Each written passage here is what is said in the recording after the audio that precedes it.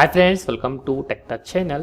Today I am going to show you in this video how to fix slow right click problem in Windows 11 PC. So before I start the video, please subscribe my channel for more latest video. Guys, if you also facing this error, then I will show you how to fix this problem. First of all, you have to go command prompt,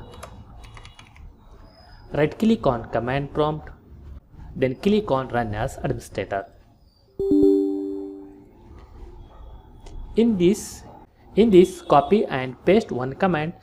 This command available on my video description. Copy and paste here, then hit enter. After that, close this window, then right click on start menu, click on task manager. In this you search Windows Explorer.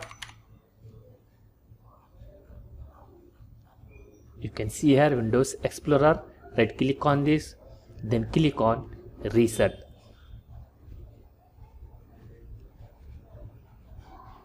After doing both this method, once you restart your PC or laptop, fixed your problem.